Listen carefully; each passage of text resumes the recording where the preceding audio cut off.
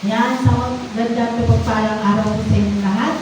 Bago po tayo, nandito po tayo ngayon ang topic natin ay yung miracle o himala. Sabi, bago po ako magsimula, nais ko po munang bigyang kahulugan ang himala. Sabi po, ang himala ay bagay na hindi may paliwanag ng mga siyensya at tila imposibleng mangyari sa normal na takbo ng mundo. Ito rin ay madalas na nuugnay sa mga intervention ng Diyos o ng isang makapangyarihang nilalang upang magpagaling, magligtas o magbigay ng patunay na pananampalataya.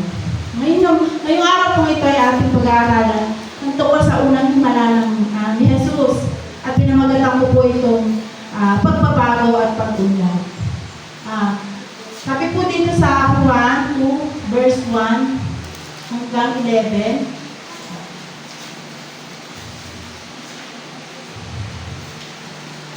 Nang ikatlong araw, may kasalan sa Cana, Galilea at naroon ang ina ni Jesus. Si Jesus at ang kanyang mga alagad ay inanyayahan din sa kasalan. 3. Naubos ang alak kaya sinabi ng ina ni Jesus sa kanya, "Anak, wala nang silang alak." Sabi ni Jesus, "Ipaubaya na lang po ninyo ito sa akin, ginang. Hindi po ito ang tamang oras." Hindi pa po ito ang tamang oras. Sinabi ng kanyang ina sa mga naglilingkod, "Gawin ninyo ang anumang sasabihin sa inyo." 6. May 6 na banga doon, ang bawat isa'y naglalaman ng 20 hanggang 20 galon. Ang mga ito ay nakalaan para sa paghuhugas ayon sa ritual ng Hudyo. Sinabi ni Jesus sa mga tumutulong doon, "Punuin ninyo ang tubig ang mga banga." At pinunungan nila ang banga na halos magumapaw. Pagkatapos sinabi niya, "Kumuha kayo ng konti at dalhin ninyo sa namamahala ng handaan." Dinalangan nila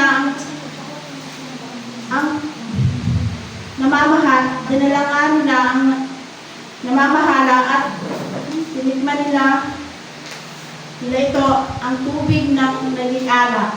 Hindi niya alam kung saan ang galing yun. Subalit alam ng mga sumalok ng tubig, kaya tinawag niya ang lalaking pinasal at sinabi, "Masarap na alak ang unang inihain kapag marami nang nainom ang mga tao, saka inihahain ng mababang uri. Ngunit sa huli ninyo, nilabas ang masarap na alak." 11. Ang nangyari nito sa Cana, Galilea ay unang himalang ginawa ni Jesus. Sa pamamagitan nito'y inihayag niya ang kanyang kalwalhatian at naniwala sa kanya ang mga alagad niya. Sabi po dito, una po, pagsunod at pananampalataya. Makikita po dito sa Juan 2, verse 1 to 8, na ipinapakita niya ang lubos na pagpapasakop sa plano ng Diyos. Itinuturo nito na may perpektong panahon ang Diyos para sa bawat sitwasyon ng ating buhay. Kapag ipinagkatiwala natin sa Kanya ang ating mga problema o alalahanin, kaya niyang baguhin ang sitwasyon ng ating buhay. Pinapakita rin dito ang kahalagahan ng pagtitiwala ng walang pag-aalinlangan sa mga utos ng Panginoon.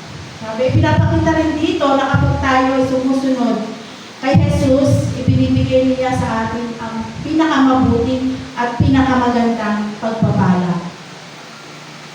Sabi nga, kung kaya punin ni Jesus ang tapayan ng tubig at ginawang pinakamainam na alak, kaya rin niyang punuin ang mga ubos na bahagi ng ating buhay.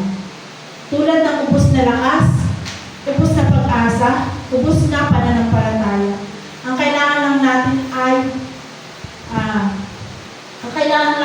ay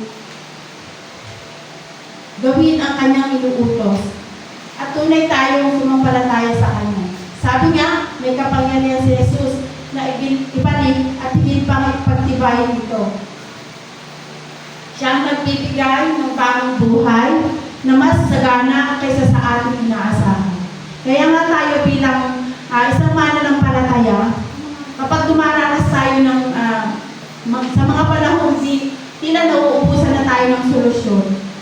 ating buhay. Huwag tayong mawawalan ng pag-asa. Lumapit tayo sa Panginoon at makinig sa kanyang mga utos at gawin ang anumang kanyang nais o ang nais ng kalooban ng Diyos para sa atin. Sabi, magtiwala po tayo sa Panginoon.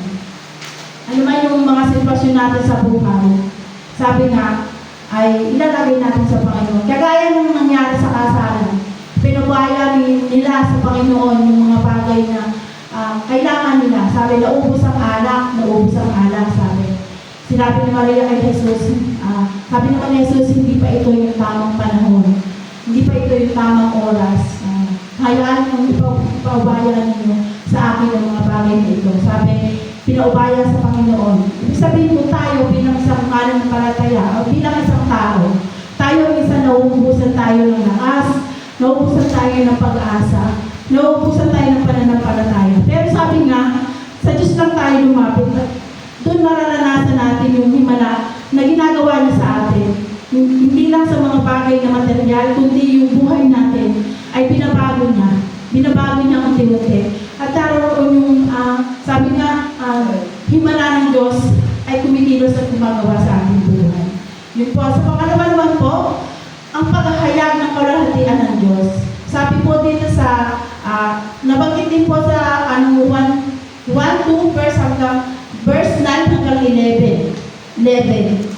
Hindi ko na po babasahin dahil nabanggit ko na po yun kanina. Pero, babanggitin ko na po. Sabi po dito, ang nangyari dito sa Cana Galilea, unang himalang ginawa ni Jesus. Sa pamamagitan nito ay inihayag niya ang kanyang kalwalhatian at naniwala sa kanya ang mga alagad niya. Sabi, pinapakita rito na si Jesus ay may hawak ng pangyarihan. Hindi lang siya isang guro. Siya ay Diyos na may kakayahang baguhin ang mga bagay-bagay.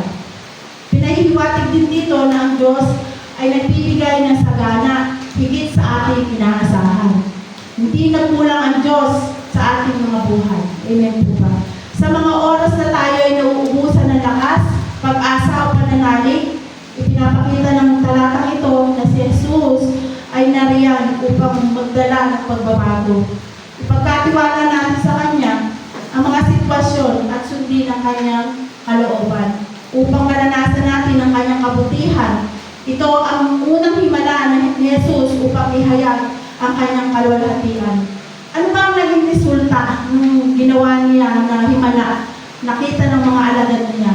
Di ba, sumampalataya, makita niyang mga alagad na gumawa ng himala sa Jesus na baguhin niya yung alak, ay yung tubig at gawin niyang alak, pinakamainam na alak. Doon sumampalataya lalo ang mga alagad ni Jesus.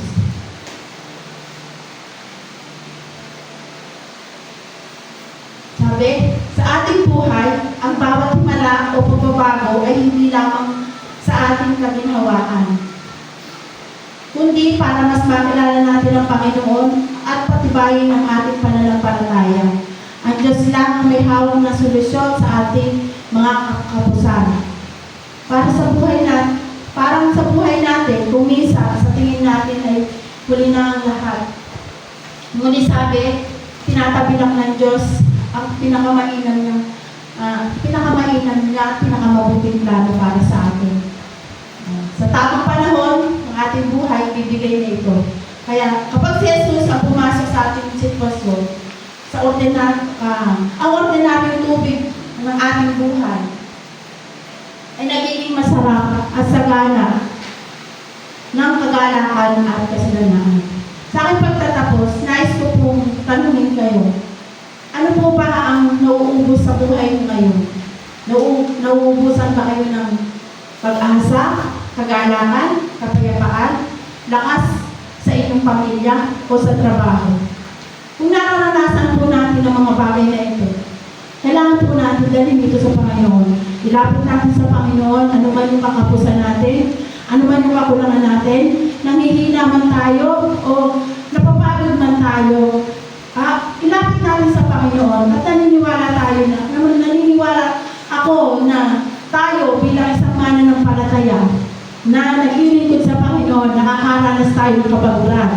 nakakaranas tayo ng kawalan ng pag-asa, aminin mo natin sa sarili yun kasi ako rin nararanasan ko rin yun na napapagod, nawawalan ng pag-asa. Pero sabi nga, kapag may Diyos tayo pinagtitiwalaan, hindi ka mauubusan ng lakas. Lagi ka niyang bibigyan ng lakas, lagi ka niyang bibigyan ng panibagong pag-asa.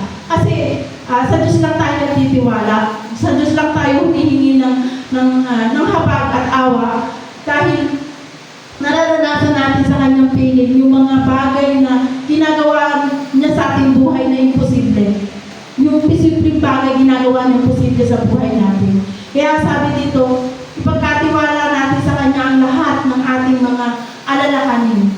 Kagaya ng sa sitwasyon doon sa Cana Galilea na naubusan ng alak. Sabi, pagkatiwala kay Jesus ang lahat ng ito at siya ang bahala na mag-ayos nito. Kaya sabi niya, sa buhay natin, ipagkatiwala lang natin sa Panginoon ang lahat ng ating gagawin. Kung tayo man ay nanghihina at nauubusan ng lakas, ng pagod, kakaramdam ng pagod, at nawawala ng pag-asa sa buhay, ilapit natin sa Panginoon ang lahat ng ito. At naniniwala ako na may gagawin ng Panginoon sa buhay natin. Sabi dito po sa konklusyon, ang bawat pagsubok na binago ng Diyos sa ating buhay at sa bawat pagpapala ng ating natatanggap ay may isang layunin. Ang makita natin ang kanyang kaluwalhatian at patatagin ang ating pananampalataya sa Panginoon. Yun lamang po at maraming salamat. 11:58